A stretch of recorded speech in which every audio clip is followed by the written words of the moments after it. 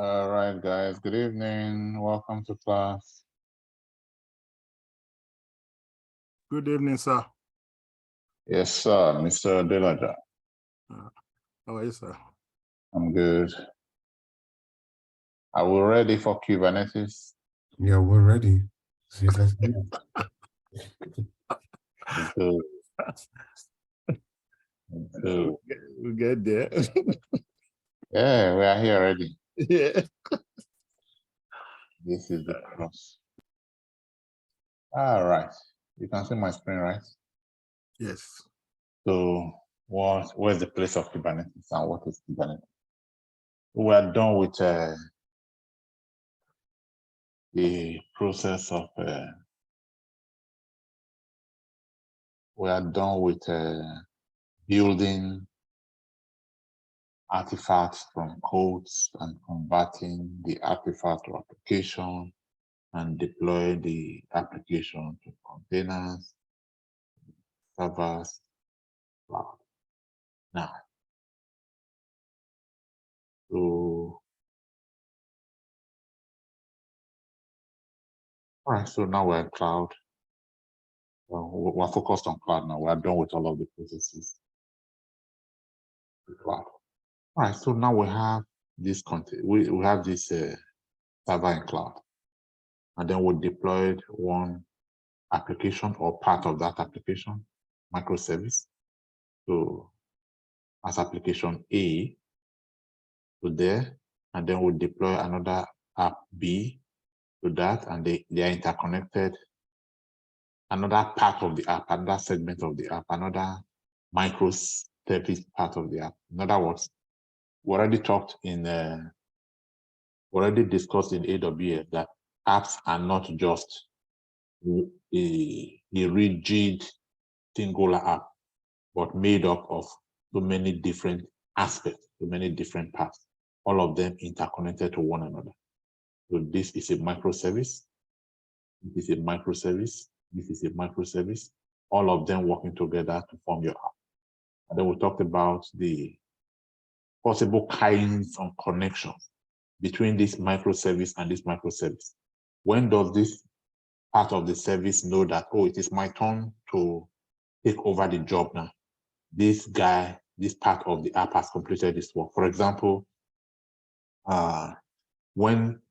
if this part of the app, for example, takes a request for, takes an invoice, or yeah, let's keep it at request from the front end to purchase an item. How does this part of the app know that, oh, it is my turn now to process that request? It is one thing to place a request, it's another thing to process the request. And once this request is processed, how does this part of the app know that, oh, it's been processed, it's my turn to deliver? And then we talked about services within AWS that are responsible for connecting these different parts of the app. Do you remember, just by way of, it's not part of it. Do you remember one of such services that can be used to interconnect, interlock microservices or different apps? It may not always be microservices. They could be independent apps, completely independent of one another, but still linked together through services such as SQS, SNS, and kindnesses. All right, so the different segments are linked together, maybe through as an SNS to this one saying, well, I've done my own part of the work. Your own part is what you say. Oh, yeah, fetch it from here and do it. Or maybe some codes. Maybe some codes in the form of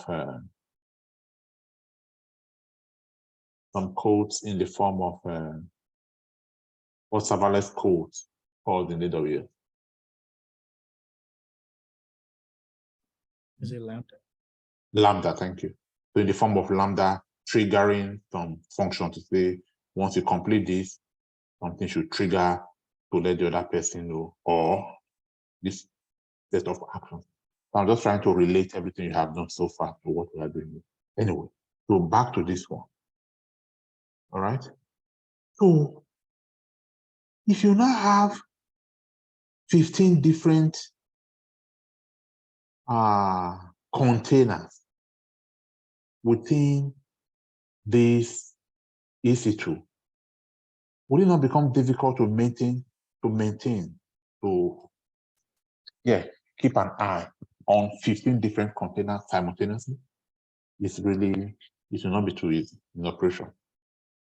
So what you want to do now is you now want to put another service around these multiple containers that will now be in charge of managing all of the containers along with the apps that they run, of course. In fact, when we say container, we basically mean apps, all right? Container by itself is useless, it's empty without the app running inside. So when I say app, when I say container, all right. So you want to put a manager around these multiple apps so that the manager will now be in charge of managing them for you instead of you individually managing each of the 15, 20, 35, 300 different companies. Generally, this kind of manager that would manage your container is called orchestrator. Container orchestrator. Now, there are 1 or 2, maybe 3 of them in the market, right? So you have a Docker one, and then you have the most popular of them all. In fact, 90% of the time when we talk about container orchestration and container orchestrator, this is the one we mean silently, even if we do not mention it. The name of that one is Kubernetes. All right, so this is the place of Kubernetes now. So that when we are deploying to cloud, if we're deploying just one application, it's okay. Maybe 2, maybe it's okay to deploy using the method you already know. But if you are going to deploy, like somebody was mentioning the last time, you are going to replicate, in other words, deploy like 30 different applications, then it's literally, practically too slow for you to move from one container to another, trying to manage them one by one. So you need to deploy, you need to bring into the picture a container orchestrator that will help you manage all of the containers. Hence, we're using the tool Kubernetes to do this. So how do you use Kubernetes to do this? Kubernetes basically means, okay, let's start Kubernetes. Now that you have a background understanding of the place of Kubernetes in deployment.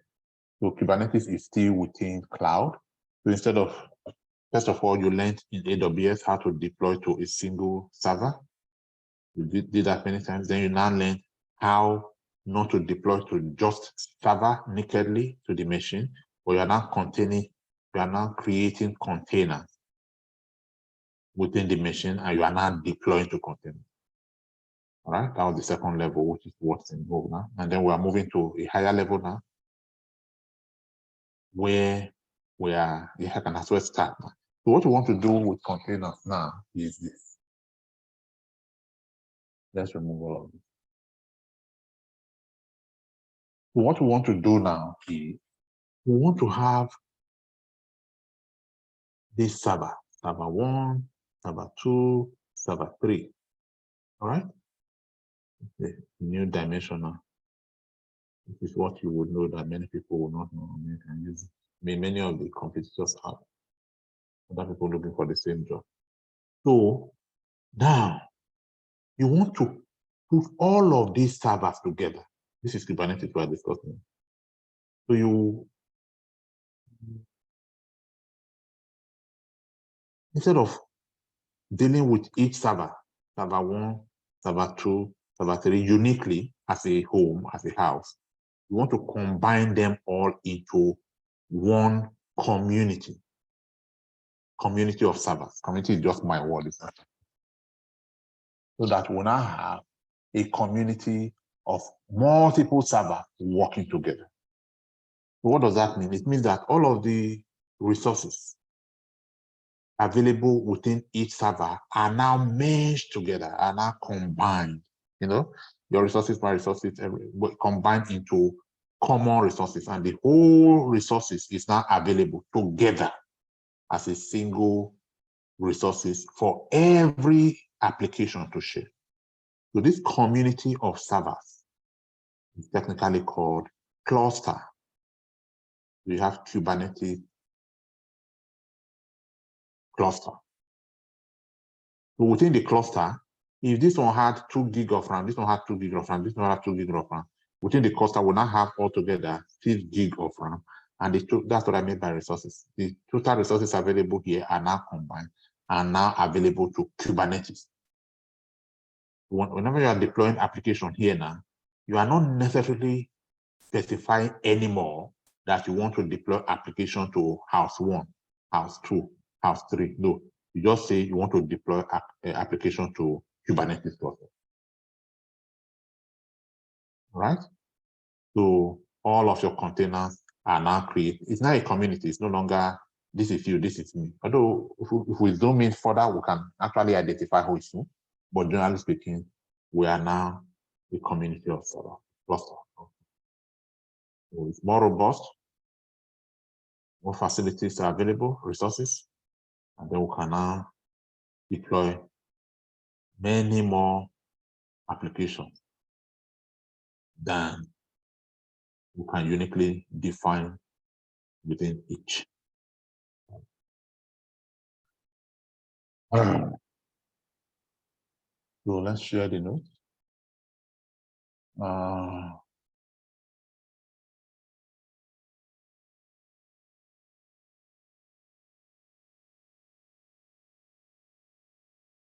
Right, so DevOps2.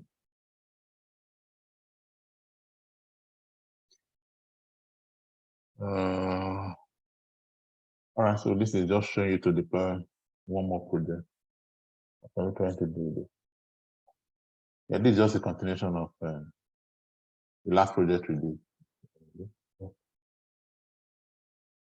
think I'm just emphasizing here that Docker file and all of this.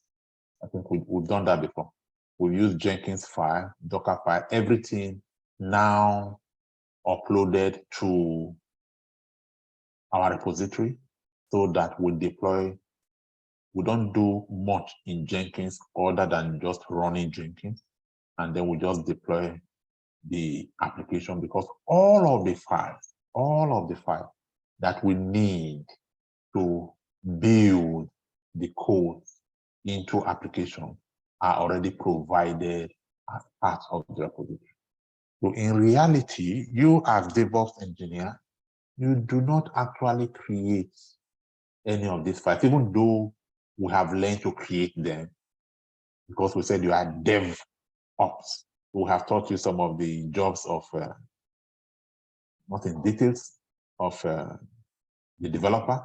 So even though you can actually create your own Docker file, you can create Jenkins file, no, you cannot create a file. That's possible, but the tools and resources for creating all of these files, they are more handy to the developer than you.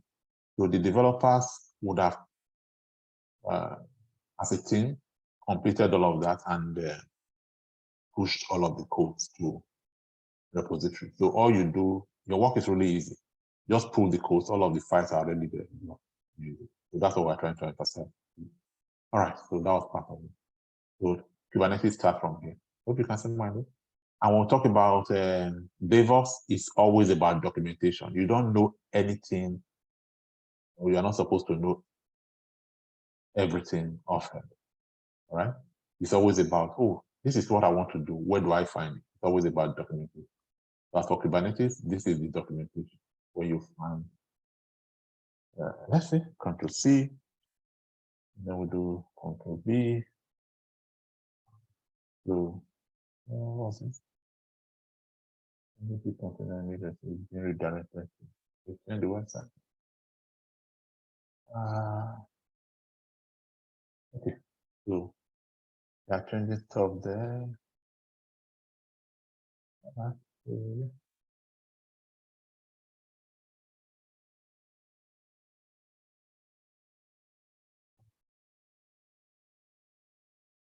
Okay, so but in any case, this one is still running, so we can look at understanding Kubernetes, try Kubernetes, set up Kubernetes cluster. Wow, that's what they have here.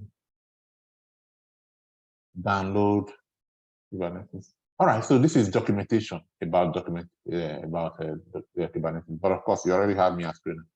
That's only for reference. We are not going to start all over. All right, so for container orchestration, we have Kubernetes. That's the king of container orchestration. However, we also have another kind of container orchestrator, traditionally used by companies. It's called Docker Swarm. Right? Maybe 1 or 2% of the time, and then this one used over 98% of it. All right. Both container orchestration tools. All right. So at interview, they ask you, you know about container orchestration? What tools do you use for container orchestration? You may want to say, yeah, I know Docker, Swarm, I know Kubernetes, but I use Kubernetes more, and therefore I'm more familiar with Docker Swarm. I've used Docker Swarm only 1 or 2 times, but Kubernetes is relative, right? So this ensures that your application has high availability, no downtime, no balancing. We've already done all of that through. Let me not waste your time. Yeah, you can read that up, and then we've covered them in the AWS. We're no longer children. All right, then okay, let's quickly run through them.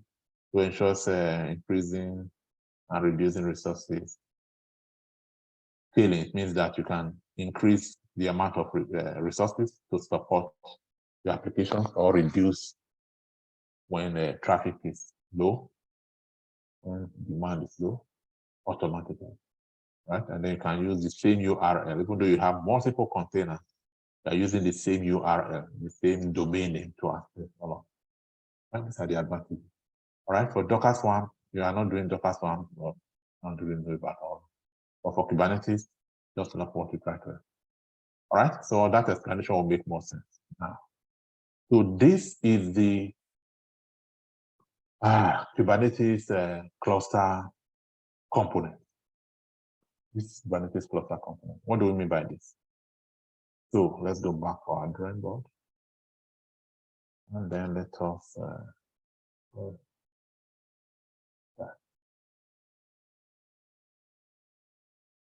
okay.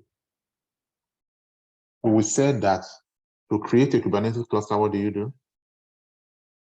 You set up multiple servers. Multiple means at least 2. How many servers do you want us to set up now? Maybe 3? 3 is fine. Yeah. Okay. So we'll take server 1. We set up server 1. We set up another server. And then we'll set up another server. And then we combine, we merge, we create a Kubernetes cluster out of this server. We're going to have that. Kubernetes. Following? Yes. Now we have Kubernetes cluster. So you are there outside of the cluster,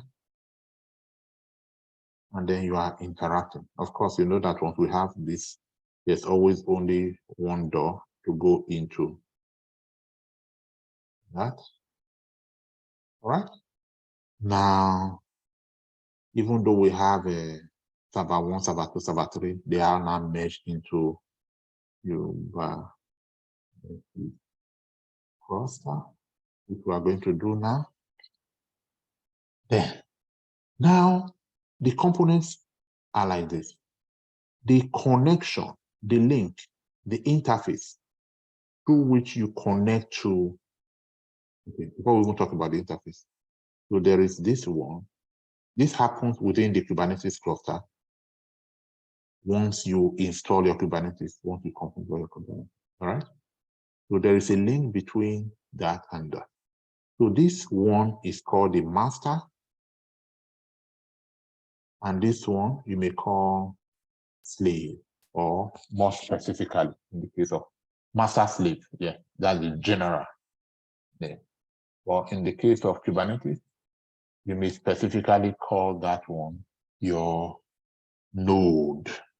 Kubernetes node, Kubernetes node, Kubernetes node.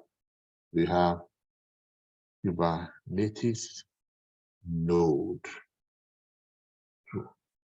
Then Kubernetes node 1. And then you have Kubernetes master. You got it?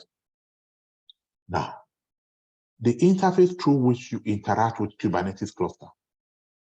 Here, this interface is called the CLI, through which you enter your command so that your Kubernetes will get it and work on it. It's called the API server. All right? So that's your API server. API. All right. Just so I don't miss anything. So when you send in a command, a Kubernetes command, which one should we take first? For example, you have, what would you want to do? What kind of command would you be sending to Kubernetes cluster, for example? Apparently, there's only one major kind of command you are sending to Kubernetes cluster. What is that command? What do you want the command to accomplish for you? Anybody? Just explain what Kubernetes is. So what would you want to do with Kubernetes? So if you are saying Kubernetes, do this for me, what's likely to be the Deploy. Yes, you're asking it to deploy application for you. So when you say Kubernetes deploy an application for me, there is a service within this master called scheduler. All right, no space to type it in.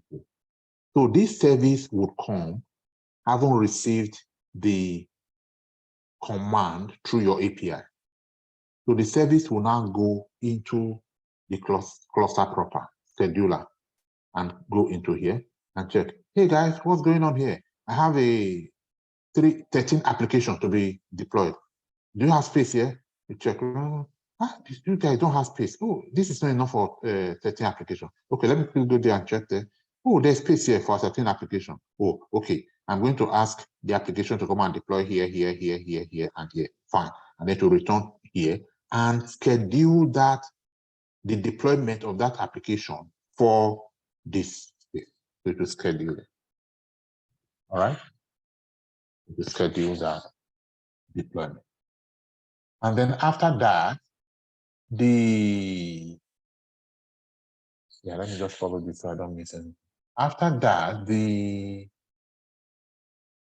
interface through which it interacts, the interface through which the master and the components inside the master interact with all of this is called the kubelet. Kubelet.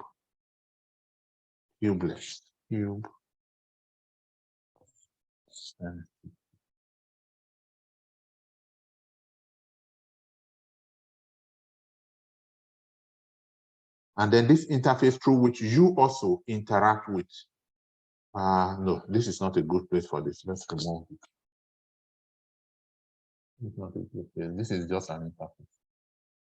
So this interface through which you interact with the operator, you as the operator or the Kubernetes administrator, this interface is called kubectl.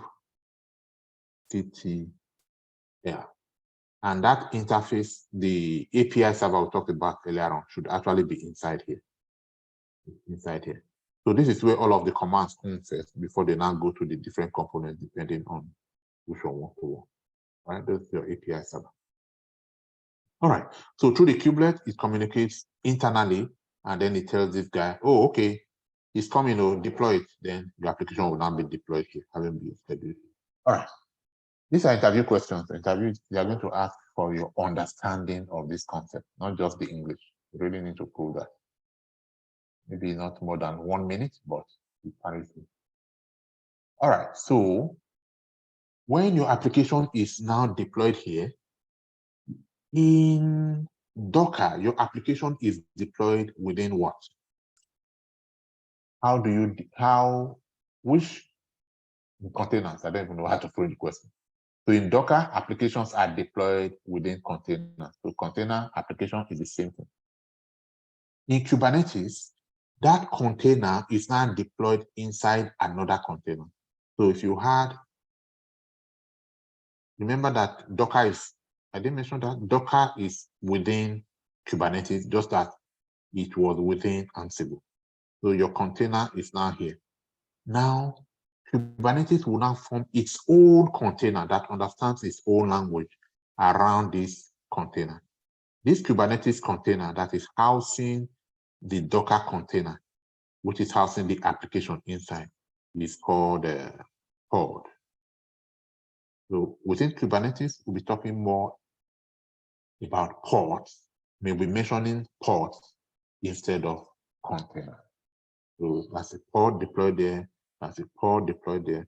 So this internal, this node, this Kubernetes node, this is where your deployment happens in pod. So deployment happens there, deployment happens here. Deployment does not happen here.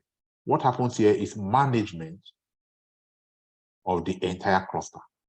So the MD, the manager, the people that are responsible for maintaining the factory, this is their office, this is where they stay. Deployment by itself does not happen here. When they get a command, a direct instruction to deploy an application, they will go here and then deploy the application here within pod. All right, making sense so far?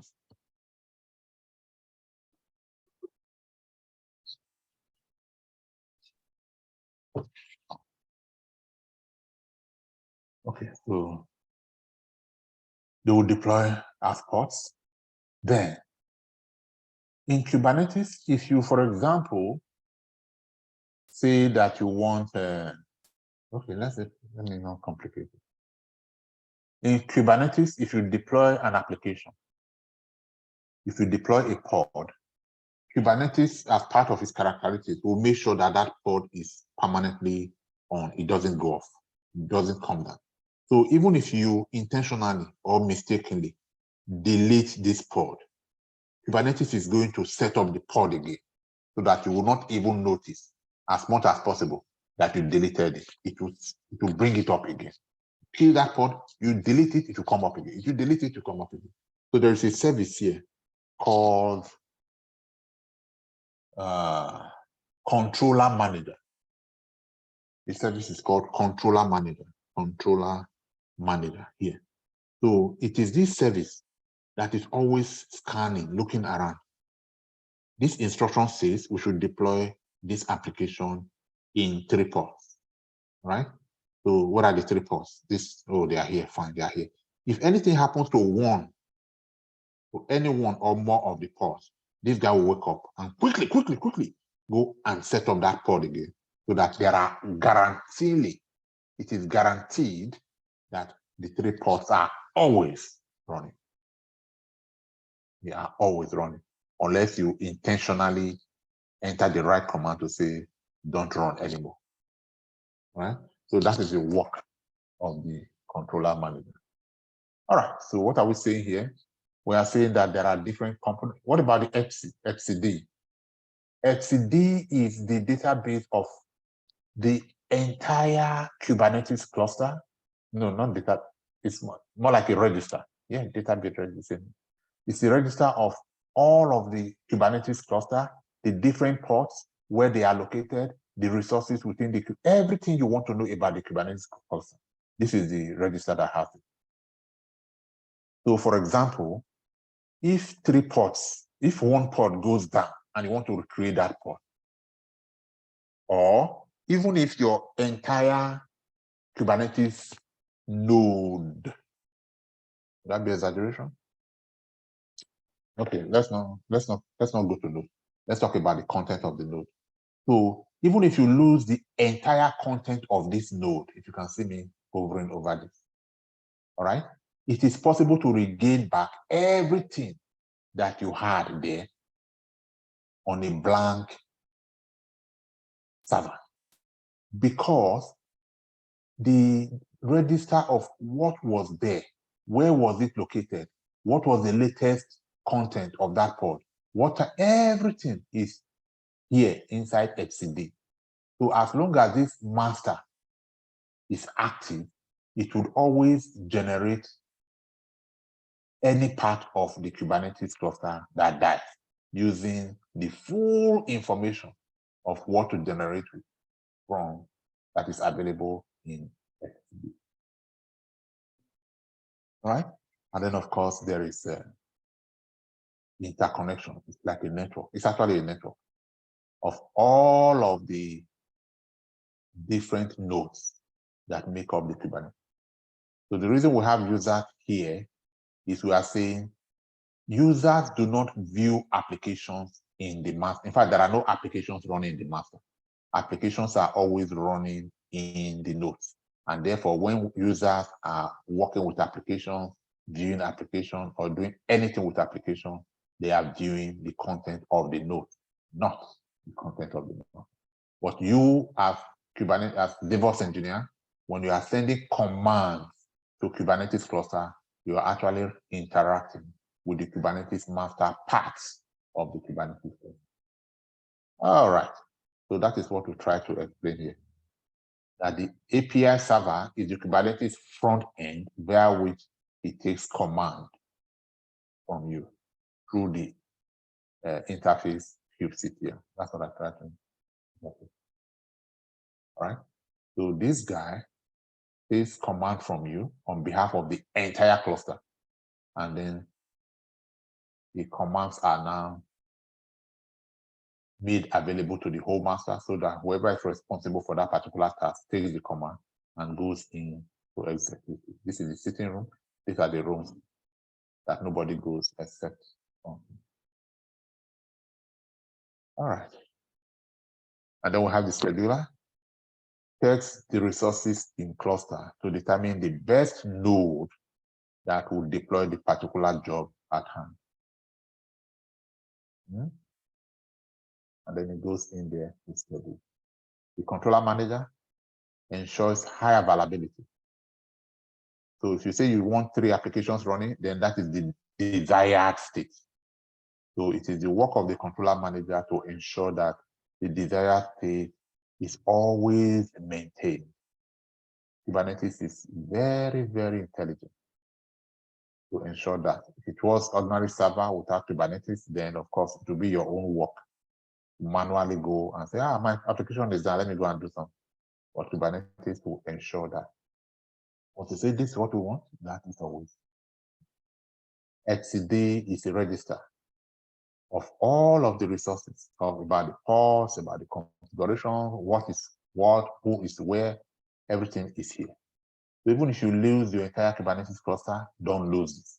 If you lose this, then how would the API, the scheduler, and the controller know what and what to set up in the new cluster?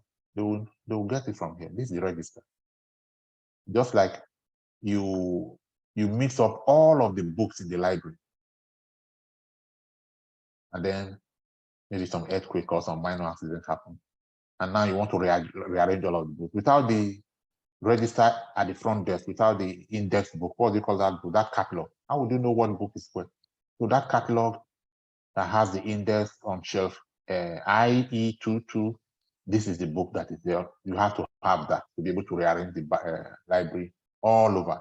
This is the catalog. This is the index book. All right. Then kubelet is the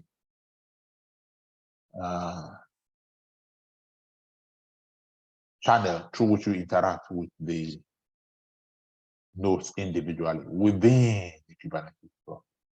And then kubectl is the node through which you interact with the Kubernetes cluster externally.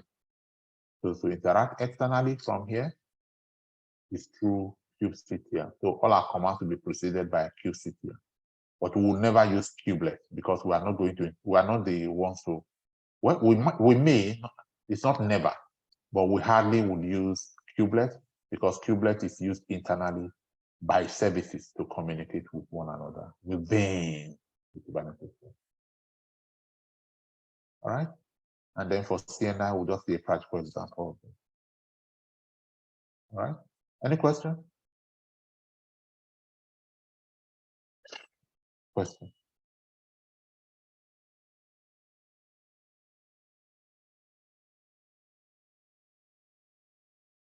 All right. All right. No question from me. So, there are questions from me. One more question. One question. This document you are using is a new document, right? Yes, this is a new manual. Okay. It's Kubernetes manual. So it's yours. Just ask and it shall be given. Okay. Yeah. Yes. What's the question? That's the question about the document. Okay. Yeah. So you get one. Mr. Adela that will get, and then 1, 2, 3 other persons will get that.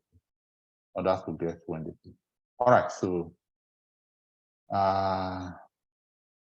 yes. All right, let's ask those questions now about Kubernetes. So the interface through which the Kubernetes interface through which the user, when I say user, let me distinguish between the customers that are viewing the application and the engineer that is deploying the application to Kubernetes. Let me call, instead of user, let me call this one the operator. So the interface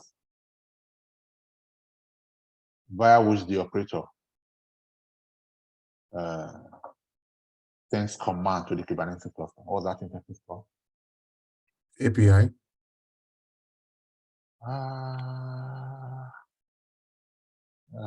Okay, for API, I would have said the component responsible, the component that receives the command within the Kubernetes cluster. That will be, so all of these are components.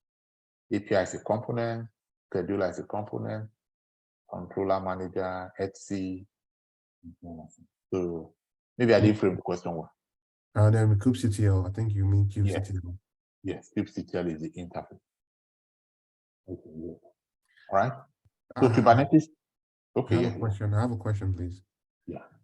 So the kubectl, I don't seem to understand it because I know that kubectl is like you know the way we have Terraform and Git. Yeah. Kubectl is like the first command. That's kubectl get nodes and the rest. I mean, I thought it's just a command for. Yes, it's a command, but beyond knowing it as a command, since you are doing Kubernetes now, it's actually an interface. So you are saying deploy this command through that interface. That's why you are putting that command first. Okay. Yes. Because that command could have been Linux command, could have been Docker command, could have been Git command, could have been. But saying that it's a kubectl command says take it to kubectl. Take it to the Kubernetes world. Oh, thank you. That's understood. Okay. Good question. The Kubernetes cluster is made up of multiple servers. True or false? True. True. Okay. True. All right. Now, this cluster is usually made up of one or more Kubernetes master alongside one or more Kubernetes nodes, in which of these two categories are your Kubernetes, are your application deployed in the master or in the node? The nodes. Okay, if your applications are deployed in the node, then what happens? What does the master do? What happens at the master? Well, the master controls the nodes. So that's where your scheduler, for high availability, and if the nodes are down, the master is responsible to, to spin up a new server or something. Yeah. To deploy a new application and ensure. So yes, I like the example. So you didn't just say it, and you were going to give examples, but you didn't give them all. So all of your components, such as your scheduler, your controller manager, your etc., with which the Kubernetes master controls and manages the entire nodes are resident and managed from the Kubernetes. Correct. Applications are deployed in Kubernetes cluster as, can you complete that statement? As pods? As pods. Okay, so yeah, you understand what I needed you to understand. What's kubelet?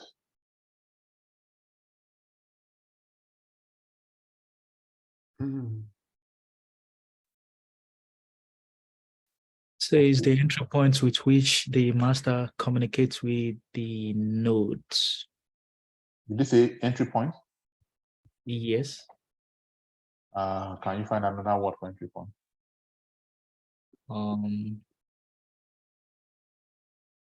Is this entire link, not just the entry? So it is a communication link for a link, internal communication link between the nodes. Okay. Sometimes this guy, you also want to communicate with this guy. So not just so. Yeah, you are correct, generally speaking. Yeah. So the link through which the Kubernetes nodes communicate with one another internally, whether the master node with the. How do they communicate though? Do they communicate like Ansible uses SSH, or how do they communicate? They communicate like 200 computers within a network already using internal networking protocol amongst themselves. Okay, you didn't get that. So, like when you set up two computers are networked together. You know that aside the commands that you send externally to the computer to do this, they also have not thousands, tens of different protocols that helps them communicate internally. So all of those protocols, TCP is grouped under the terminology TCP IP. So the full name is suite of protocols, but sometimes we just leave this one, suite of protocols. So your ICMP, SMTP, GNTP, all of the different protocols that are here, but you are not necessarily using, but they are working internally to help all of this communicate. So these are the protocols that they are using. So that is for computer to computer. They are called protocols. It's computer to computer protocols. We don't really have business at users with them. They're already there doing their work. So they use those protocols to communicate. Okay, thank you. Yeah, so it's not really you needing to do anything. So once this guy needs something from this guy, he knows how to get it by virtue of the networking that is already accomplished when you install and configure your Kubernetes like we are going to do.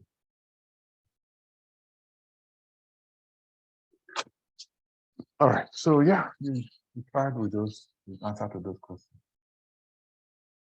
Okay. So could you help me make a clarification between API server and API itself, like how to do? Okay.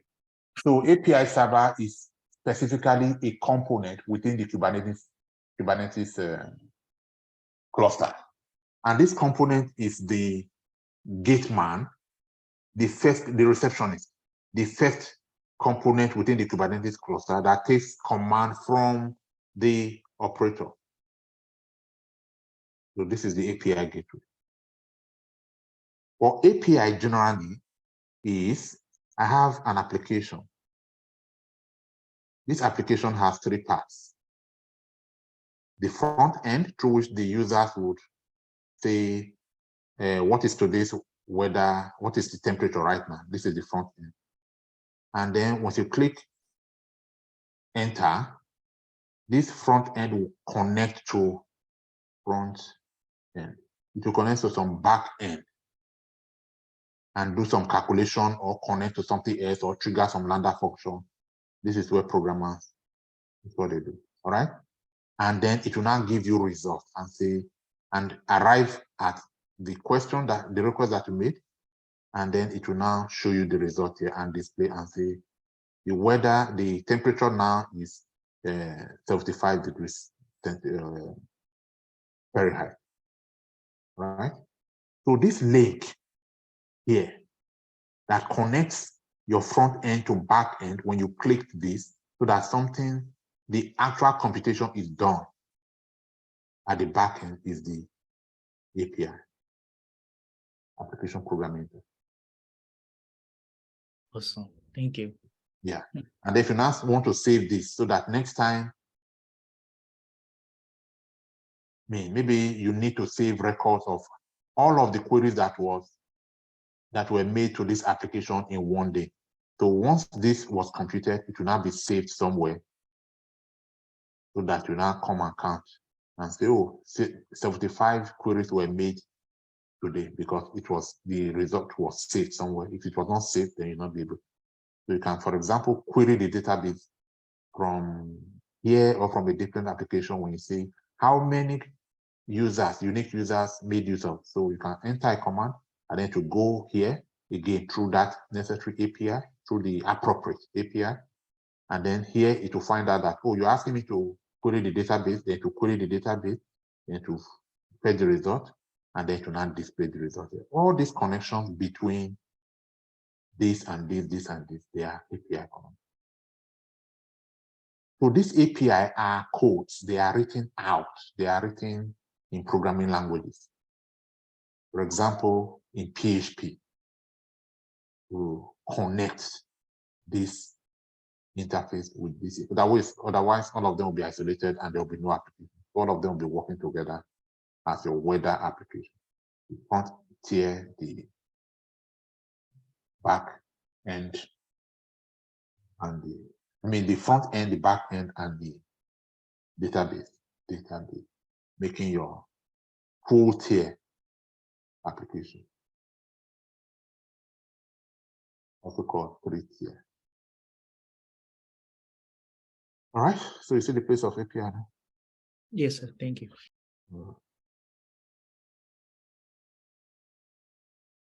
So because APIs are very important, otherwise you just design a beautiful UI, UX. The people who are learning UI, UX, and they will design, but it is not the beauty of the design that does the work. It is the ability for you to click and then it does something for you. That is made possible by this.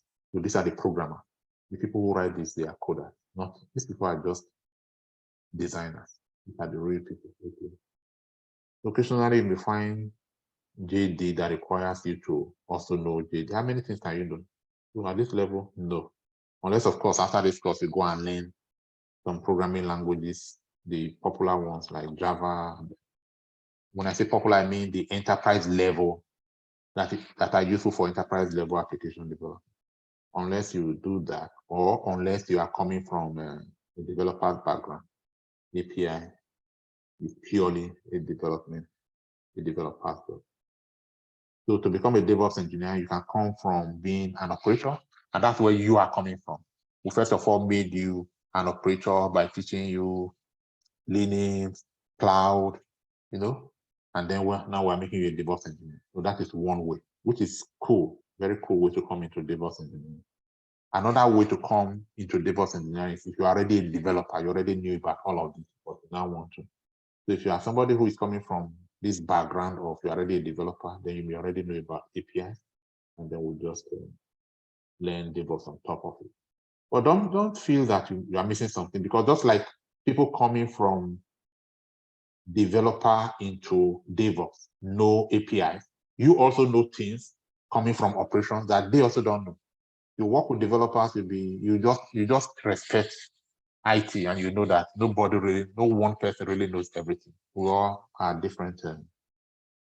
We all know a bit of different things. No one person knows everything. No matter how beautiful the code is or how wow You'll be amazed that you say, okay, help me deploy this code now to this, and they are telling you, I don't know what what are you even talking about? I'm not a developer. Go and look for a server person.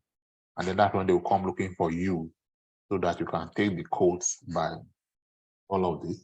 Because you have all of this together now as one code. So you deploy all of this to operations. You are the server person.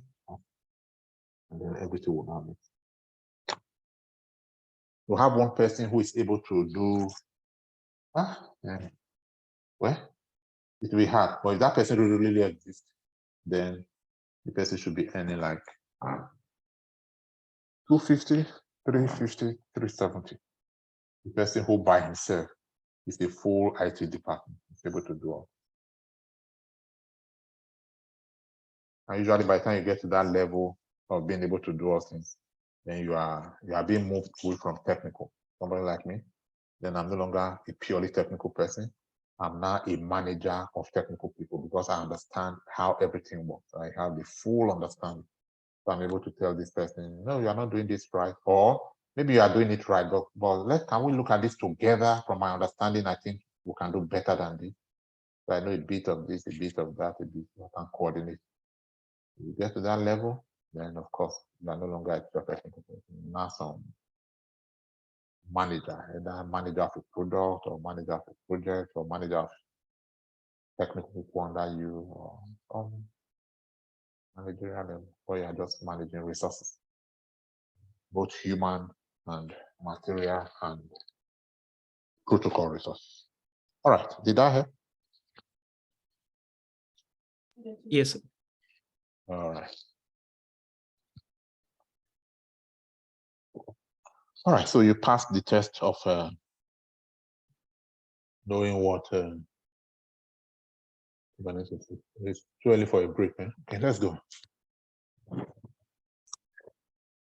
All right, so we are done with the talk part. Let's go. Is it time for serious business now?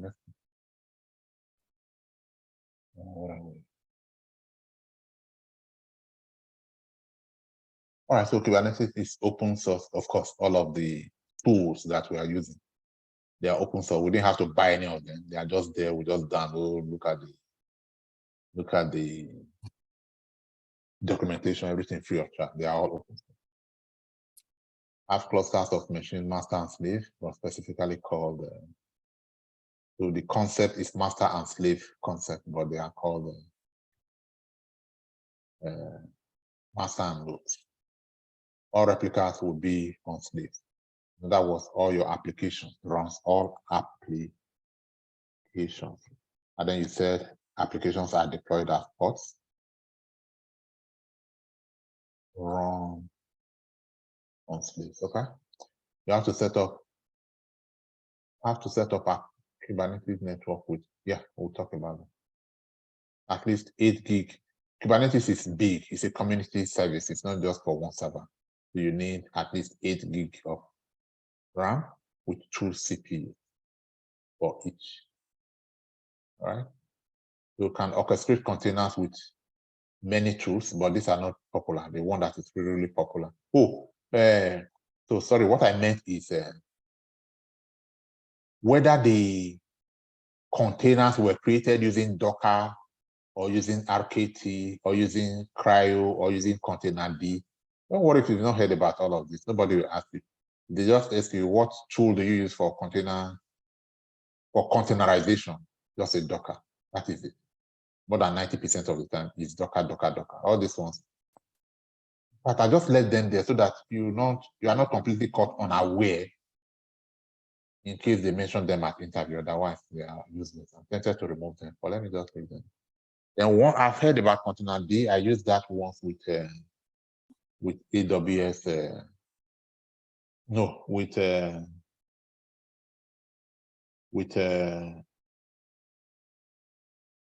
Microsoft Cloud, with Azure. So Azure I think I've used my Containerd to create containers in Azure, but there's no difference in operation.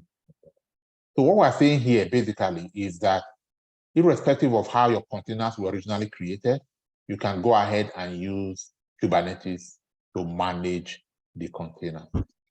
We do the container orchestration. And then we looked at all of this. And then we define that. All right, let's go on now. Now, Minikube is just if we did not have access to cloud and we wanted to create a Kubernetes environment within our laptop, then we'll just deploy Minikube and then to create a Kubernetes for us, and then we can like improvise for us. Not the real thing, but it will just behave like the real thing. Then we can use it to practice and practice and practice. But we are big boys now. We are training for real life. So bigger than that. We are not going to use that. So Minikube is a good option so that you can practice within your laptop and have a feel of how Kubernetes works without actually going to create live Kubernetes by yourself. So we are not doing that. Instead, we are going to use kubeadm to create our own live Kubernetes. All right. And then, of course, we will now have the master and the nodes. The full name will be worker nodes. Okay, so are we ready to use kubeadm now to create our first Kubernetes cluster? Yes, sir. All right. So that was 1 hour of long talk. So kind of need a break now. Then we'll come back and do that. By the way, there used to be 3 ways, but I've thrown away one of them because it's too obsolete. Nobody will ever ask. So there are 2 ways to create Kubernetes cluster. You can create your own Kubernetes cluster from scratch and manage it, install all of the services you need one by one and manage it manually by yourself. That way is called kubeadm method. However, how can employer rely on you, this tiny you, and the Kubernetes cluster that you create for them to manage their $1 million application? No. So they would rather use Kubernetes clusters that are managed, that are created and managed. Well, you may create it, that are managed by the cloud providers themselves. Kubernetes has become so popular, so big that you can no longer leave it in the hands of just kubeadm. So the second way to create Kubernetes cluster is to create them as managed services, automated and HPA cluster. So you either create them manually by yourself or you create them as managed services. Every cloud provider has its own managed Kubernetes service. For AWS, the managed Kubernetes service is called EKS, Elastic Kubernetes Services. For GPC, it is called Google Kubernetes Engine. For Azure, it is called AKS. All right? But again, we are AWS people. Even though I've also given you how you can set up Kubernetes clusters using in Google Cloud as well as in Azure Cloud. Yes, I've given you here the maybe not in this note, maybe somewhere.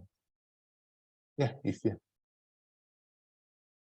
But the emphasis will be here on okay, maybe not here. I'll give you that where I have installed those, just so that you can claim that at interviews that yes, you have used other cloud platforms to create and manage your Kubernetes cluster. However, you are more confident, more comfortable using AWS managed services. I just want you to be able to claim that. So that's why I want the extra mile to do. Yeah. All right. So let us do it here so that you see how it works. And then once we run 1 or 2 small applications within the Kubernetes cluster. And then once we are done with that, in this class, subsequently we'll no longer be using kubeadm. We'll now be using the industrial standard one, managed Kubernetes cluster using AWS. All right, method 1, let us set up Kubernetes cluster using kubeadm for self-managed on-premises deployment. So on-premises does not necessarily mean your physical hardware. It just means that within your own virtualization environment outside of the public cloud. In fact, you have your own cloud, basically. You have your own cloud outside of these three cloud providers. By the concept of virtualization, you created your own cloud in quote, and therefore you want to run Kubernetes. This is what you do. But if you were running Kubernetes within one of the cloud services, then you will be doing managed Kubernetes. All right, questions? No questions. Let's take a short break and then we'll come back and set up our question. Okay, sir. How many minutes, sir? I don't even know whether we should take the full one now or the. No, let's split it. Okay, maybe 10 minutes then can proceed. Will be.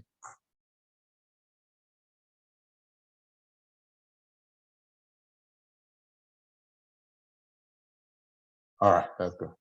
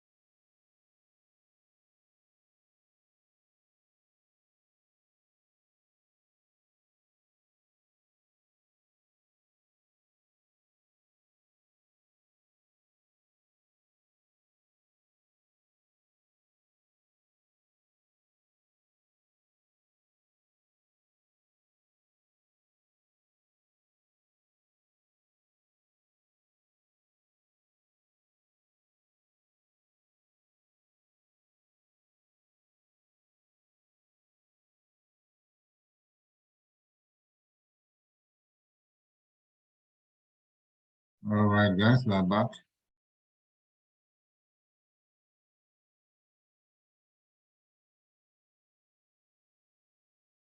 We said there are two methods, right, to create Kubernetes first. Yes, sir. One is kubeadm, manually create one, so that I can manage it by yourself on the cloud provider managing it for. So using kubeadm, what we need to do now is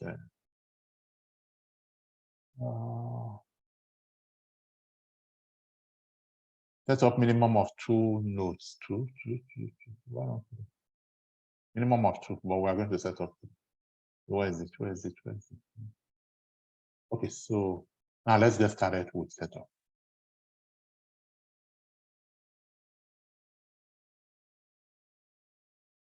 All right, so we're going to set up 3 Ubuntu servers, T2 media. Okay, instead of going manually to cloud, we know how we do it. We go to our ID, and then okay. So we have this our environment. Okay. What do I have here? Yes. And then what does this one do? It sets up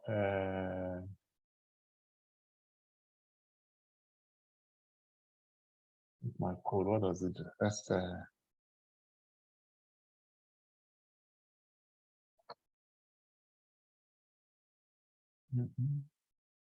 okay, so this one sets up 5. So I'm going to need only 3. So I put 3 there. All right, so I do Control S to save, and I come here. I don't need any of this. We are done with all of this practice. So let me delete all of this. I hope you can see my screen. Yes, sir. You can see my idea. Okay, so clear. Now let's run my Python 3, and then run this file. So these are the 3 servers that I'll use to create my Kubernetes cluster. All right, my servers are ready. So like we did before, we'll fill the IP addresses, Control C, the notepad, Control V. Really need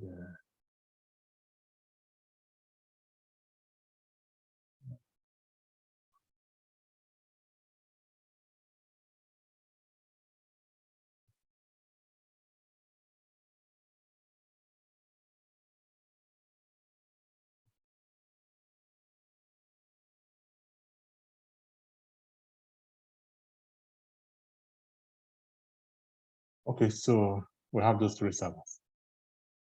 Should we call this one master? We'll call this one node 1. We'll call this one node 2. All right, we'll have our 3 servers ready. And now we need all of the space. So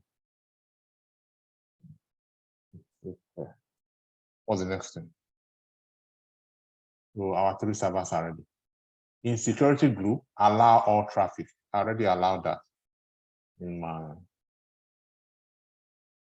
All right, so in my security, this security group that I'm using, it already allows all traffic. Copy and paste the Kubernetes bash script. Ask your trainer for the file. Yes, so I have the file, the Kubernetes bash. All right, so where's the file? Let me look for it. So go here, Kubernetes cluster setup script. This is the script. All right, so how do I copy the? Okay, so I can just open it. This is the bash script that has the content. Kubernetes cluster creation. All right, so this script has been tested on Ubuntu 20.04 and 2018.4. So always make sure, this is the common mistake you make. Don't use the latest Ubuntu, use this Ubuntu, it's stable with this Ubuntu. All right, then it will do all of that. So Control A, Control C. So we come here and we no. We create the script on each of the servers. So how do we connect to each of the servers first? We're jumping the door. Okay, let's connect to the server first. So this is the server. No.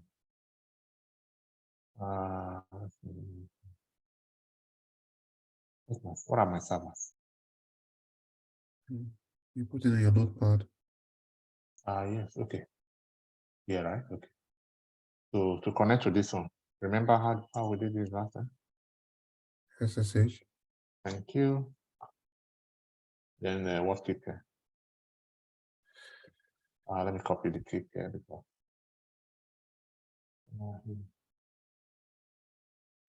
I'll just put Control C. Let's see. Do that kick here. Then what? The username at Ubuntu at an the IP. Yeah. So Control C. Yes, we'll be doing it for the other. So let's just Control V and Control V. For this one will be that IP address, Control C, Control V, C.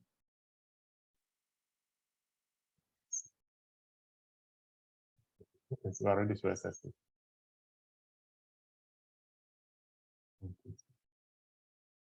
The master.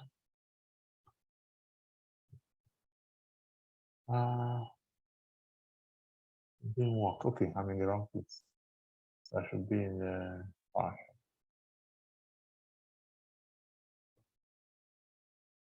But why is it not possible to SSH from your Ubuntu? Why? It's a different method. Okay. You need to do SSH. You need to do. It's a different method. So many things in my head now. So what's happening? You need to do Gmod 44. What's the Gmod for security? 400. 400. Yeah. But for this one, we already did that. All right. So this is our master. So let's rename this as Kubernetes. Yes, Kubernetes. No. Okay. So let's just set up all of them one by one. So we did that. So we'll go back to PowerShell, and then we'll do for the next one.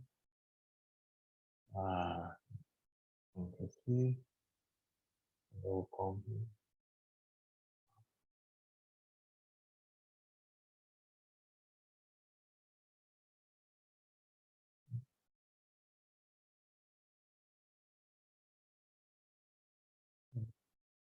We'll call this one node 1. But this node. All right, let's do one more.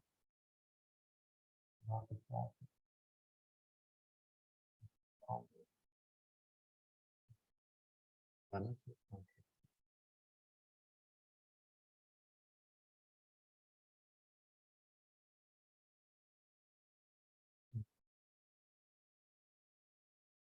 we'll call this one Kubernetes node. All right, so all our servers are ready for configuration. Into each of them, we'll create this file.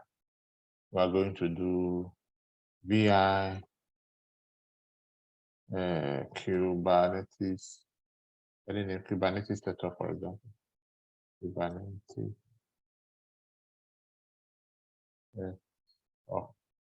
SSH. Right, and then we'll put the script in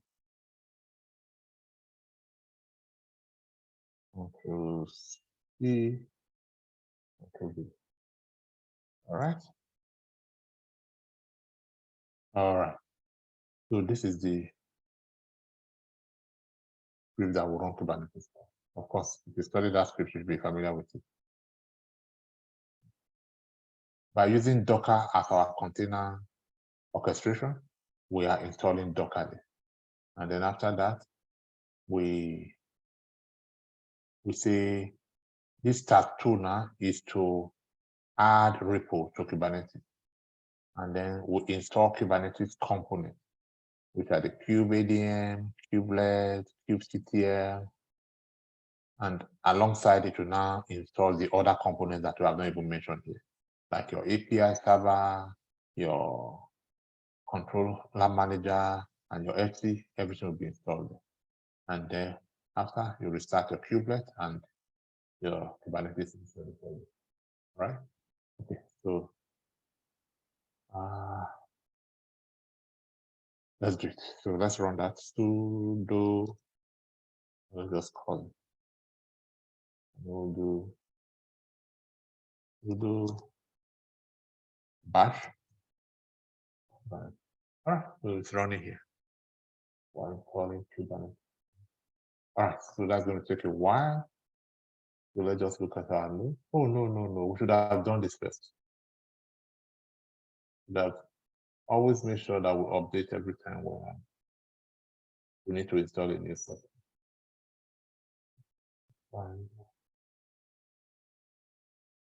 Okay. A good precaution. It doesn't mean that it will not work. It might work, but all right. So as 0 is completed, it's completing task.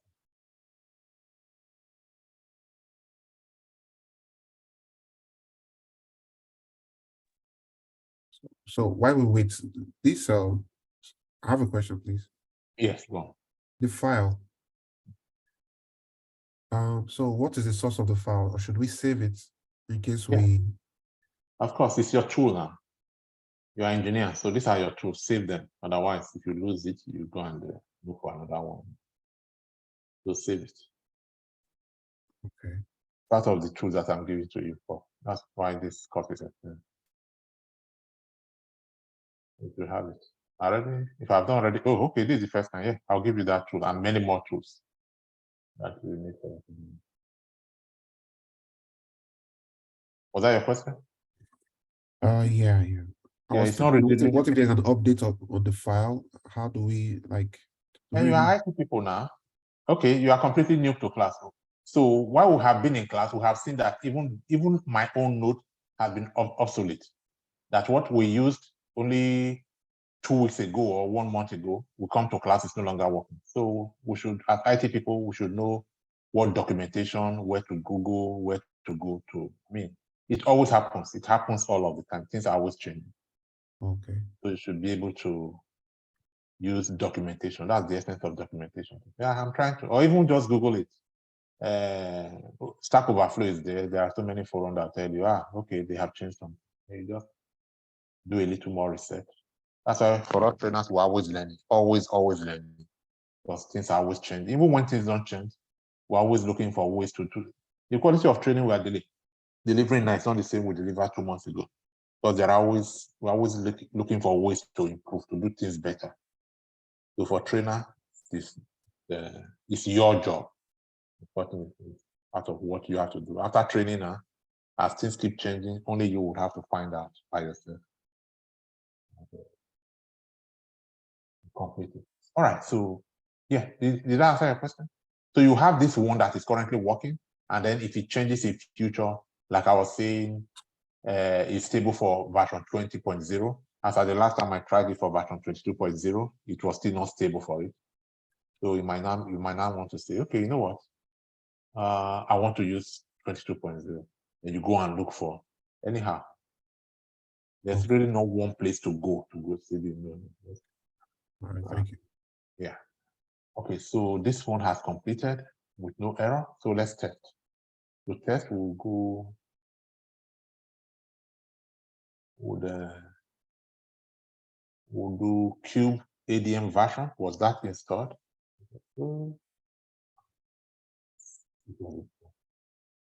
Huh? So what about kubectl? Was that installed? Control C. That was installed. All right. And then What about kubelet? Control C. That also was installed. So these are proofs that we have successfully installed the Kubernetes scripts. I mean, the Kubernetes installation batch script has successfully deployed, and Kubernetes is now installed on that particular node. All right. Okay. So let's do the next one. We just completed that.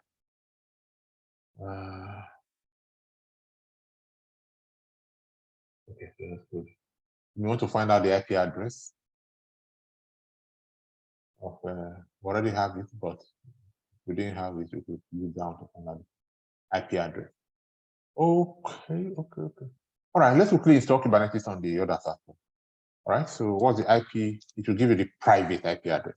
So you could do IP address, or and then it'll give you the Ethernet port, IP address of the Ethernet, not the loopback. What is important to use the Ethernet, not the Docker. But Docker has its own network. So the IP address for that one is 172.31.30.73. 30.73. That one to have for private or 30.73. Okay, so we are done there. So let us do the same. Let's install Kubernetes on this other two aspects, just like we did for the first. So come to the node one, and then what do we do? The same thing. What do we call the file here? vi Kubernetes. What do we call it? Was it script? Doesn't have to be the same name. I think that sh. And then here we can do copy the script. Control A, Control C. And then we'll come here and do that, and then that. Then we'll come here and we'll do the same. Vi what? Kubernetes script. Yeah. Kubernetes.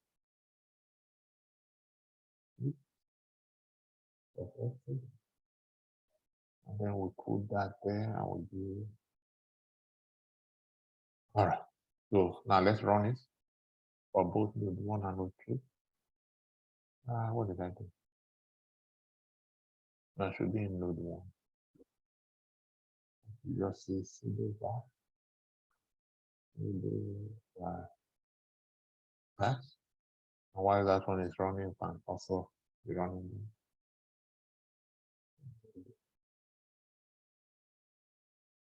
You do bash. Bash.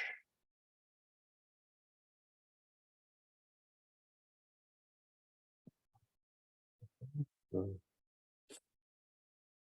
all right, so that is loading.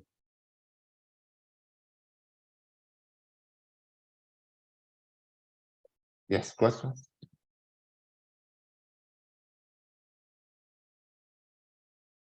Instead of typing IP address in full, you may just do IP add, or you just say API, the same thing. You just need IP addresses of the different interfaces for this server. That's 3 interfaces, but the one for external. This is look back for internal use. That's for localhost. And this is as a result of the Docker network. But this is the one. But you'd have we already knew it at the beginning. So I'll save this and send that to you later. And then that's the screen. What about this? Are you ready? Still not ready? Out of 4 tasks on top. Okay. We'll just patiently wait for all of that to be ready. Then the next thing we want to do is use all of these 3 individual servers now to form one Kubernetes cluster. All right. I'll be the next. On the Kubernetes cluster, we'll go to, let's look at the node. We'll go to master. On master only, we are going to, you know why we use IP address to get the private IP address, this command, because we need it. We need that private IP address, right? So we need it. So on master only, we are going to enter this command. Look at the command, right? So we use this command to create a Kubernetes. So let's go. We do sudo su at master. So we'll go to master, I'll do sudo su. All right. So as root, we are going to use this command. Sudo cube adm init control plane. Control plane means make master. Make this guy the master node, right? Another word for master node is control plane, right? Using this IP address. So I'm going to remove this IP address here, and I'm going to replace it with the private IP address of my server, which was why I checked and I saw that it was. So I take this, Control C, and I come to the configuration command here, and I replace the Control V. Let me do this to be careful. All right. And then I also replace this other IP address with the private IP address. So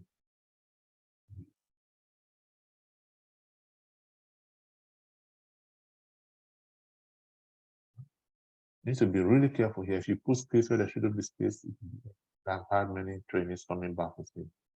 I tried and tried and tried. So found that there was error, or that script was copied and pasted in Microsoft Word, or which formatted. All right, so that one looks good, and this one looks good.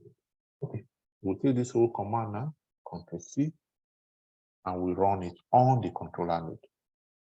Well, it's not yet controller node.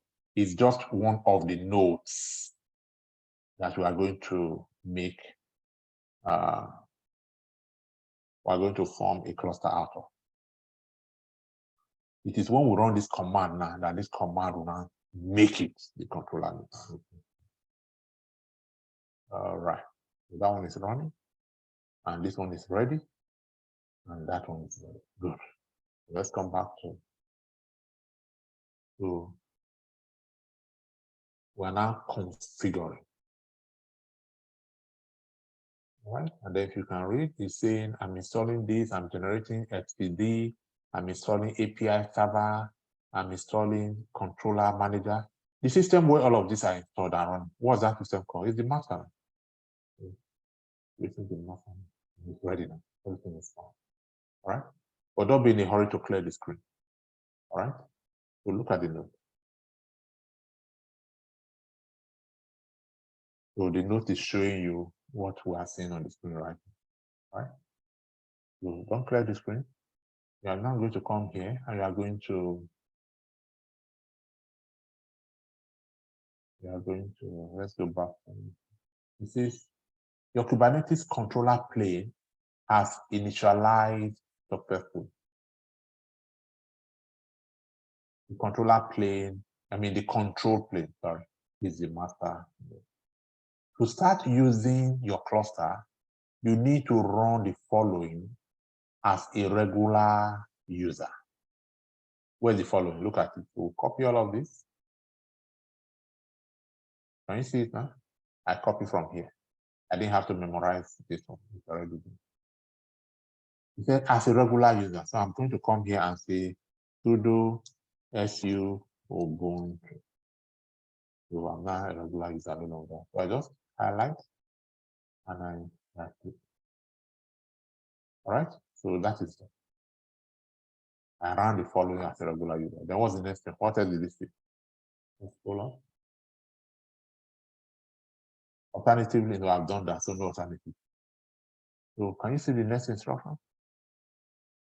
It says you should now deploy a pod network to the cluster. Run this. Run kubectl apply pod network that I want to use .yaml. with one of the options at that. One of the options here. Okay, I already have that started for you. This is not the time to be looking for what I already. All right, so I'll show you that.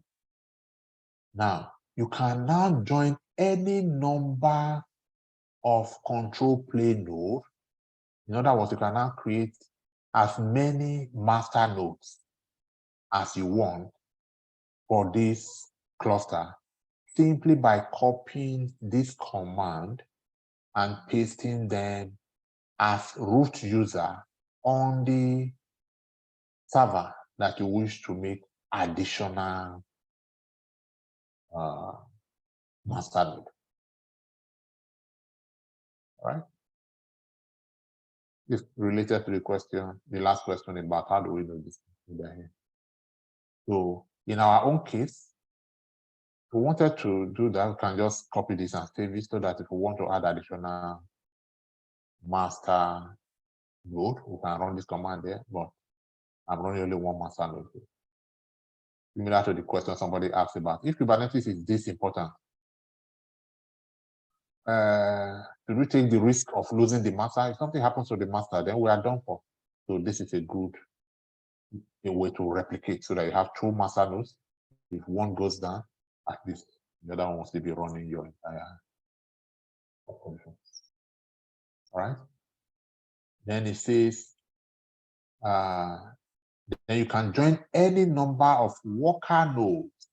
Worker nodes, we called nodes earlier, by running the following command. So I'm just going to take this command. I will take this, Control C. By running the following command on each as root. I must run as root. So I take that, Control C. I go to the master node. I'm not root here, so I'm going to say sudo su, or I just say sudo before I enter the command. So I put that command. All right. And then I do the same thing here. As root, I must say sudo first, then I enter the command. And I press it. If I come back here, it says this node has now joined the cluster. Right? Kubelet was informed of the new secure connection detail. You know? So internally, Kubelet is now activated for the cluster. So run kubectl get nodes on the control plane to see that this node has actually joined the cluster. Right? So if I come back to the control plane, haven't taken care of everything here, and I'm good. I now say kubectl get nodes, like I was asked to do.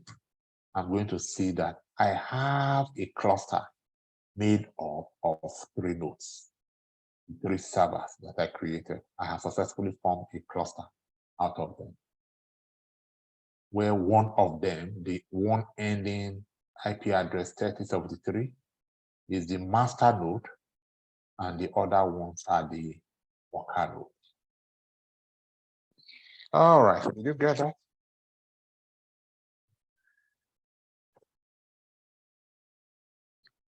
Question before we clear the screen.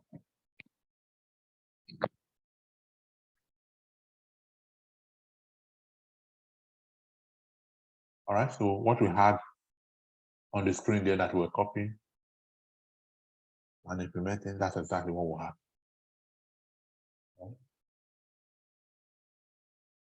The master node will do this. And then on each worker node, we copied, look at it, join any number of worker nodes. We've done it. So we copy that and we deploy this. Okay. Exactly. If you forgot to do something, then you need to do kubectl, reset the whole thing, and start all over again.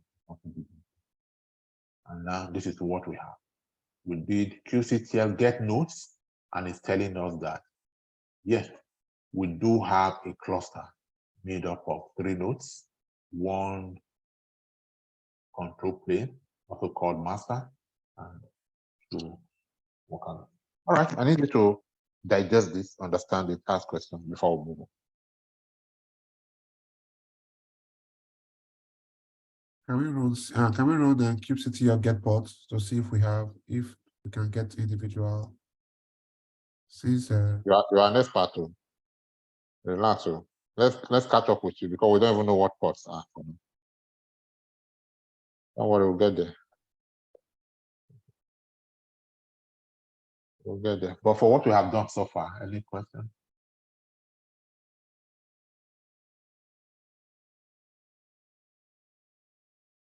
Any question on how to create Kubernetes? Use ADN to create Kubernetes cluster. I think we have the steps outlined here. Install container, install container, save your node, queue, join worker node, validate the install, deploy sample. Okay, no questions? All right, let's go on then. All right, so we can clear the screen. All right, but before we clear, the screen. So if we say cube, Mr. Aki, please, can you please run this stuff again because it wasn't quite clear. Which one? I mean, how you how we came about this the nodes, how you the steps. If you can just run through it, please. Because I lost you somewhere. I don't know which of them. So it's in the notes. We just follow the notes. We came here. I don't know where you lost me. So okay, the point where you okay, go on. We created 3 servers, and then we connected to each of the servers. And then once we are connected to the servers through SSH, although we forgot to run this, but ideally we should run that. And then I'll give you already I showed you. You say ask your trainer for the script. The script that will run, that would install your Kubernetes. All right. So once you have that script, you run the script. The script will install your Kubernetes on each of the 3 nodes. And you use these commands to confirm that having run your script, the scripts actually work. Did you get it to that point? Yes. Okay. So after we have run the script on each of them, on the master, we'll now come back, and specifically on the master, we run this command. This command is saying, create a cluster and create a kingdom and be the king of the kingdom. This is what we are saying with this. And who will be the king of the kingdom? The system with this IP address, this private IP address. And that is the master. We will run this command. And then when we run this command, what came up after that command successfully run was this, telling us, oh, congratulations, we have now successfully created a cluster for you. All right? To start using this cluster that we just created for you, copy this. Can you see this? Copy this and run it below. So we copy that and then we run it below. Look at it. All right? After that, it says, if you want to create additional master plane, copy this command and run it as root on each of the servers that you want to make master plane. And then in our own case, we said we're only doing only one master plane. So that's fine. Okay. So, and then it says, okay, for all other nodes that will be joining this king in this kingdom to form this new community, copy this command and go and deploy, go and run in them as root. So that was when we copied that command and we went here and we ran the command. And then it told us that, oh, because you have run the command and the command is successful, this node is now part of the cluster. And then we also went to node 2. We ran the same command. All right, and then it said, oh, beautiful, you have run the command. Look at the command. Look at the command. And then it said, oh, that was fun. Now I have started kubelet for you. I've prepared I've prepared this to be part of the cluster, and it's now a member of the cluster. In fact, if you doubt me, if you want to be sure, just go to the control plane. In other words, go to the master node and run the command kubectl get node. You will see that this node 2 with this IP address will appear as one of the. It's okay, without you, let's actually go and compare. So we'll come here and say kubectl get nodes, and then it shows us, oh, really, that is actually part of the cluster. So now we have a cluster of 3, a Kubernetes cluster of 3 servers. From now on, we'll just call the server the nodes of 3 nodes, and they are right here. So we have successfully created a Kubernetes. Yes. Clear. Yeah.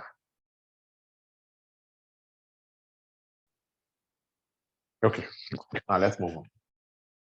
So here, even though we created a Kubernetes cluster, it's saying that these systems are not networked. They are not seeing one another. Look, not ready. This status is not ready. It means there is no interconnection between them. There is no network. They are not recognized. They are not seeing themselves. They are just individual houses in a community, but they are not community members. So this is where we need to run. It told us earlier on, but I said I was going to do it later here. You should now deploy a pod network. Can you see pod network? You now deploy a pod network to the cluster so that the pods within the cluster will be able to communicate. In other words, what we are just saying is this not ready is not correct. You should be showing ready, not ready. To make that possible, the command to create the network and interlink all of them is right here. So it's still not ready. So go to master node and enter this command to allow communication within the cluster. Look at the command. So I copy this command in green, Control C, and I'll go to the master node. Remember that I have no business. We already explained that we have no business with the nodes here. The only business we have with the nodes is deploying. The master node will deploy ports to the worker node. All of our commands should go directly to the master node. So we go to the master node, and then we run that command.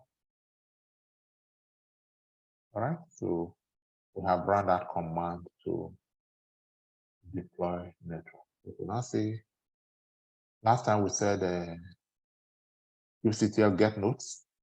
Remember what it showed us? So if we do the same command now, kubectl get nodes, it's showing not ready, not ready, not ready. That's not what we want. We want it to show ready, ready, ready. All right. Give it a few seconds. Let's try again. Get nodes. Awesome. So it's ready now. Ready, ready, ready. So we have now created the internal network within our Kubernetes cluster, this plugin network.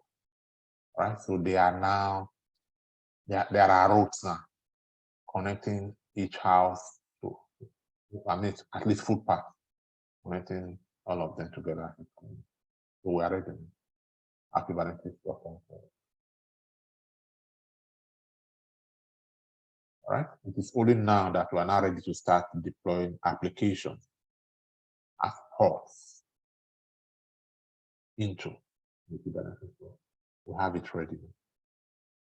Okay.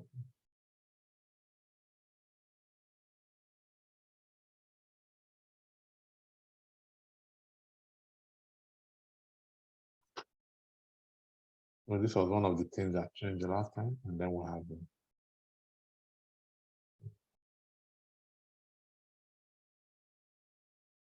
All right, so that's it.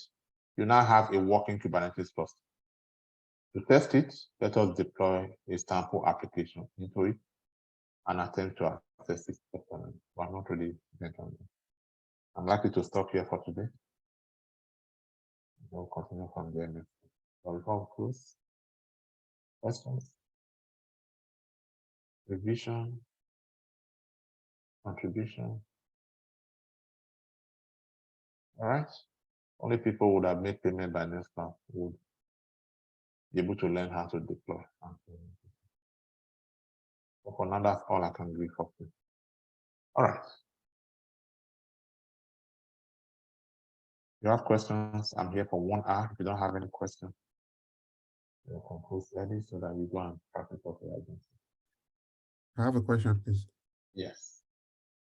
So before the ports got ready, that script, that stuff you downloaded, or I don't know, is it like the script that the script? the Kubernetes script here? Yeah, before the ports got ready.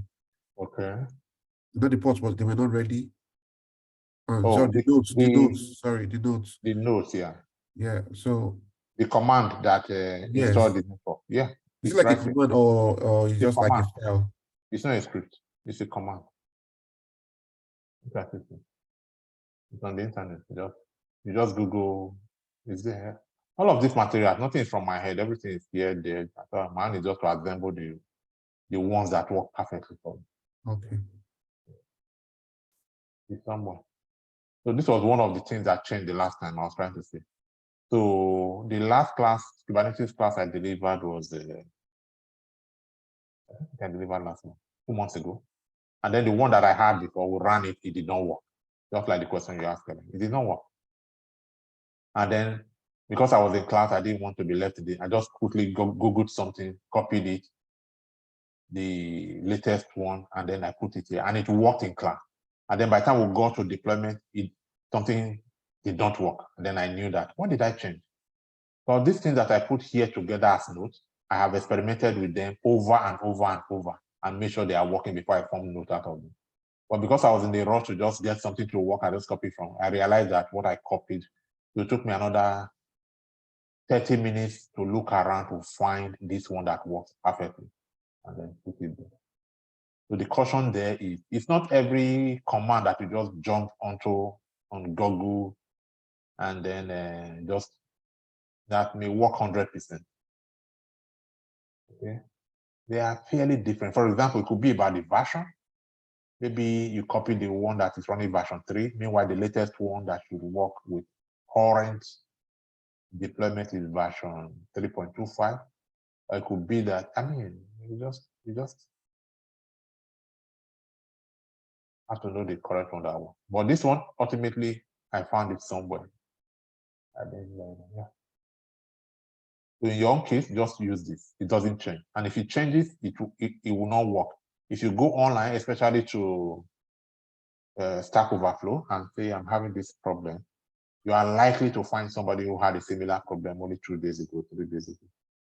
And then they can, okay, so for example, let me find out where I got this. But I'm not sure what you're interested in. Let me see. And then ask Google, where is that on?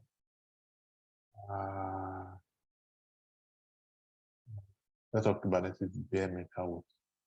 This must have been there, must have gotten it from there. But usually, Stack Overflow, I get a lot. Not necessarily, I may not necessarily get the solution I'm looking for here, but when I read stuff there, it gives me idea of, oh, have you checked this place? Oh, okay. And then most of the time, even without copying the solution directly, I'm just able to troubleshoot by one. Do you use this place? Who uses Stack Overflow to troubleshoot? I use it. Oh, great.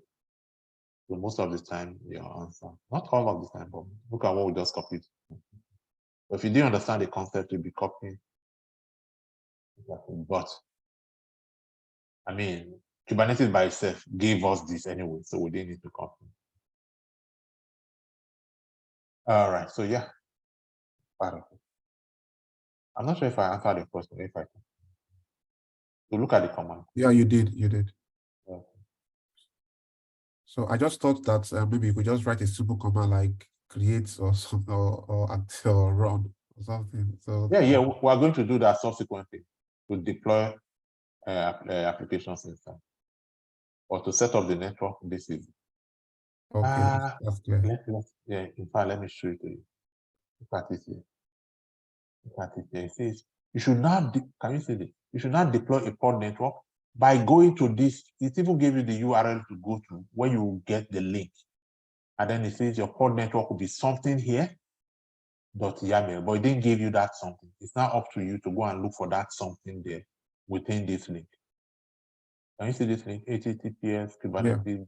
Yeah. It's actually giving you where you will find that. All right. So that's something .yaml. Look at, you see the .yaml here? It ends with .yaml. Yeah. Exactly. It was up to me to go and look for this part. All right, that's clear.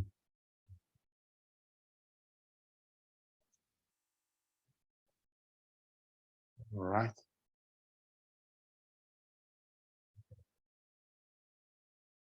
Yeah, I believe you understand it, because if you are not understanding, you'll not be paying for.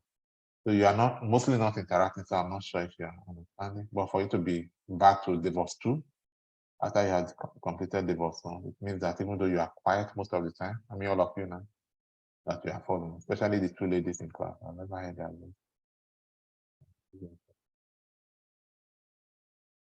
All right. And this is the diagram that we had earlier on that I tried to. With the same deployment that we had, but this time we are just deploying to a new environment. Kubernetes. This is what we just accomplished. Server 1, Server 2, Server 3. We merge all of them together into one Kubernetes. Now we are operating as a single unit.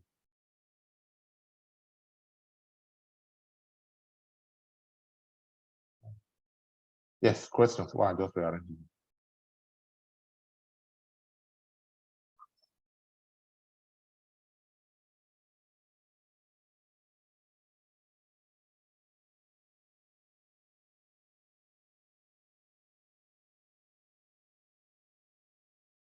All right, so we're just going to deploy a simple application inside that cluster.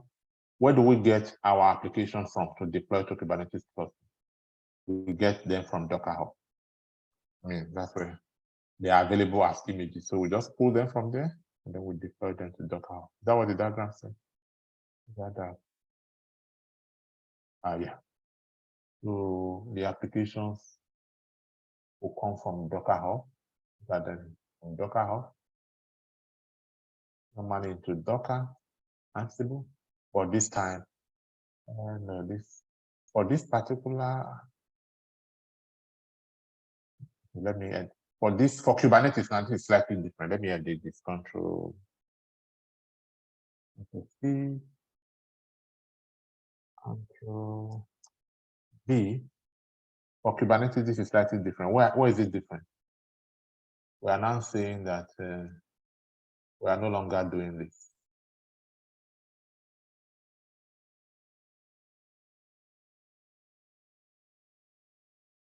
So this one is no longer there. Earlier on, we deployed only to Docker. Then later on, we deployed to Ansible. Now we are deploying straight to Kubernetes. So I'm going to remove that, and I'm going to. How do I do this?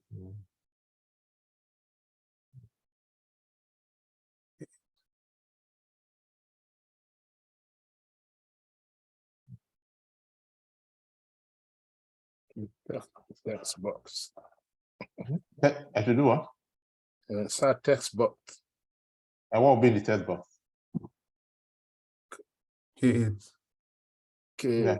The Kubernetes. Yeah, but Kubernetes is already here. Oh. It's already here, unless I want to move everything backwards.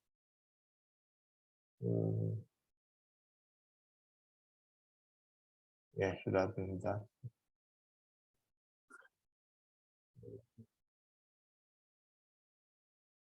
Do that and then extend it. Yes, to be fine. Let me extend the lines. And then this is for the big boys, not for Docker only. But remember that Kubernetes still contains Docker. Docker is still inside here. All of this is still managed by Docker. Kubernetes is just orchestration of Docker of a container. Are you still following me? Yes.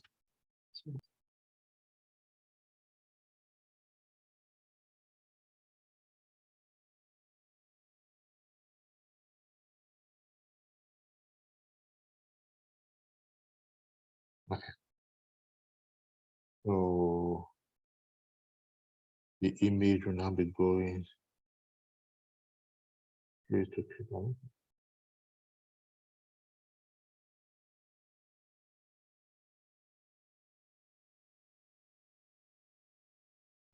So, yes. The app.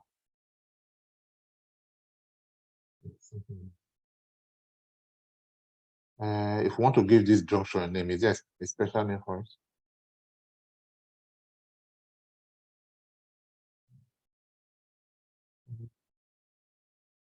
To give this zigzag.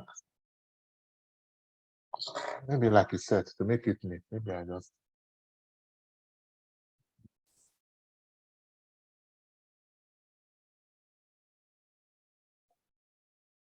So when you pull from there.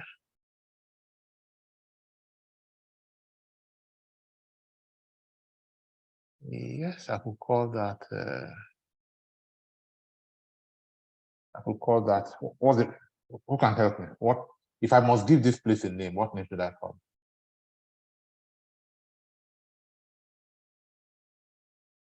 Hmm.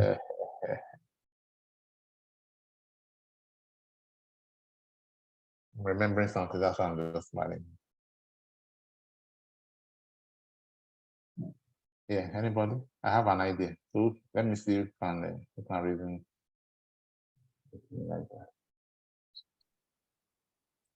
Yeah.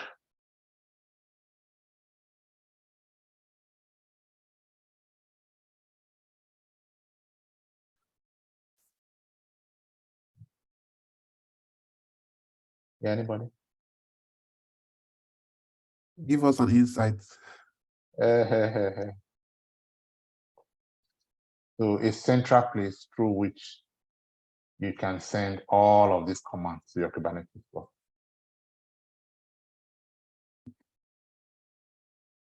Git And Git belongs here. or Jenkins. So you already gone past G Jenkins. Not compulsorily so, but I'm just trying to make it neat.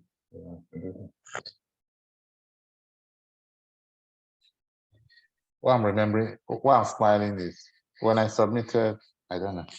It's going to be a public video. Let me not make it. But Nexus artifact. Artifact, no. It has to be related to Kubernetes because it's sending commands into the Kubernetes cluster.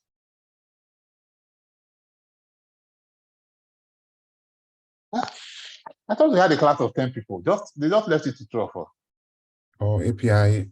Where is API is close to it. API is close to it, but API will be inside here. Yeah. kubectl. API will be, yes, kubectl is what I have in mind. So its API will be inside here, the first place you come to. API will be at the beginning. Yes, so it will be kubectl here.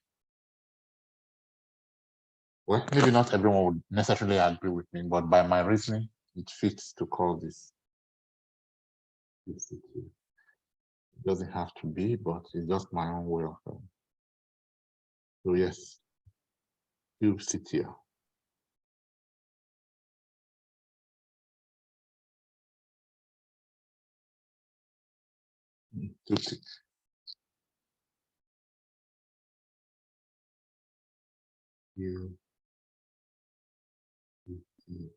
Yeah, correct.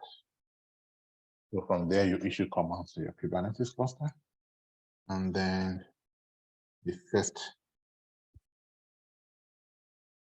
space within the Kubernetes cluster that takes you I'm messing up the diagram now. I'll just stop it.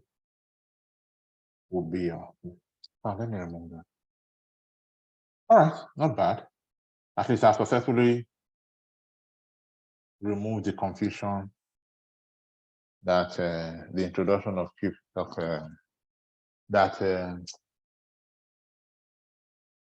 putting Docker and Ansible there would have cost.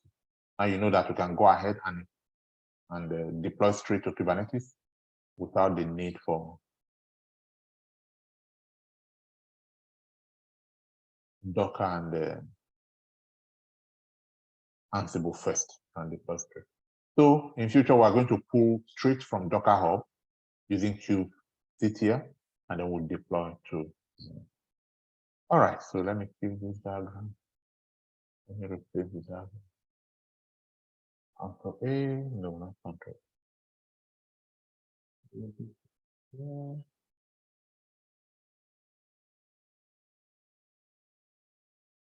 Control C. Go back to the note, remove this one. Good evening, officer. Hello?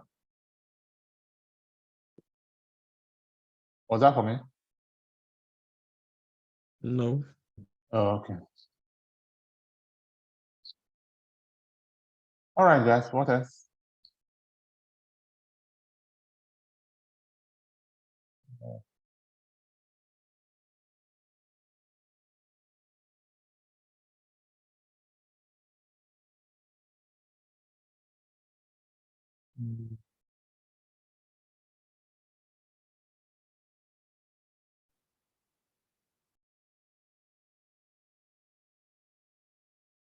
Yes.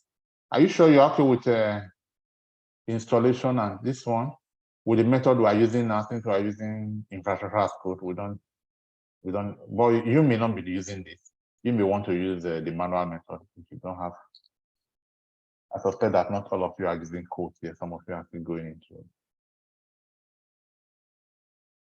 console to set this up. But just remember to open all of your, otherwise, things will not be able to do because it will be blocking.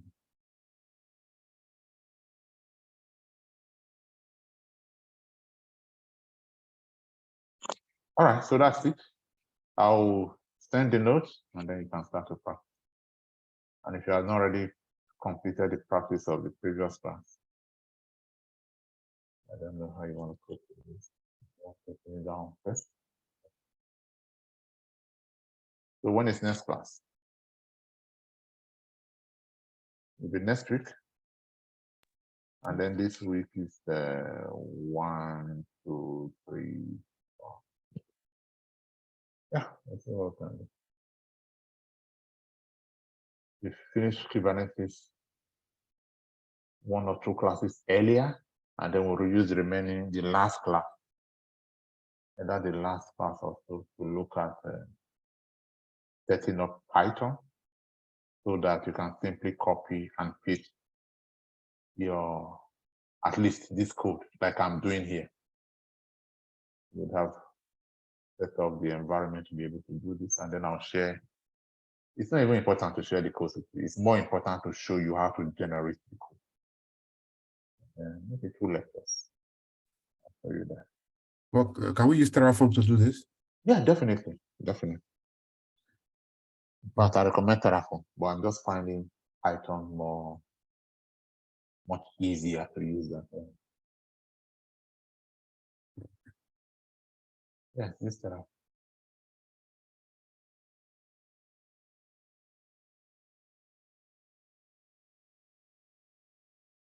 Going 1, Control S. Going 2, losing early 3 to go and practice, then come back. Yeah. Thanks, guys. Please give How do you remove? How do I remove what? Yeah. How do you remove? All the setup from the AWS so that we don't incur Okay, to delete the. Yes. Oh, that's simple. So in my own case, I'll just use it's the same code that created it. If you did not use code, then you have to manually go into AWS and manually delete all of your servers. Once you delete the servers, then the Kubernetes cluster will collapse. But in my own case, every time I run a code, I also put a potential code there that will delete the code. So I'm just going to uncomment them and end them to command. And once you delete all of my running nodes, my Kubernetes cluster will automatically do. So I just Control S and I'll say run this command. I'll say not from here, but from my WSL. I'll say on my Python. And the name of my Python file is infra.py. It could have been main.py or anything, whatever name it is, just call that thing. Go in and do it. If we go back to our Kubernetes master now and try to do anything, it's not even possible to do anything because we are no longer on the system. There was Ubuntu in cloud. Now we are back to user Akin. So we are not on the system, so we cannot even show anything. And the same thing for the rest of it. That's one way. The other way is the manual way to log in and click and see. And then terminate. Yes.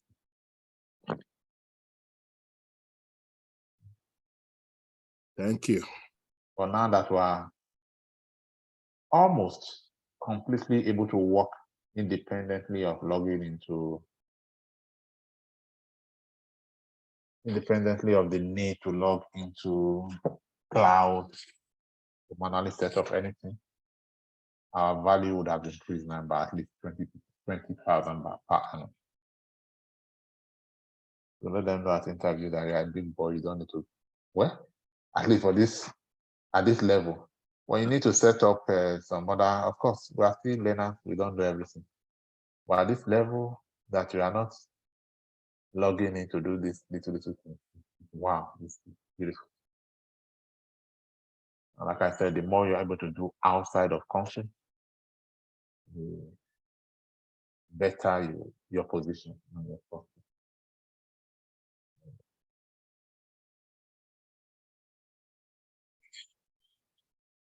All right. That'll be it for me.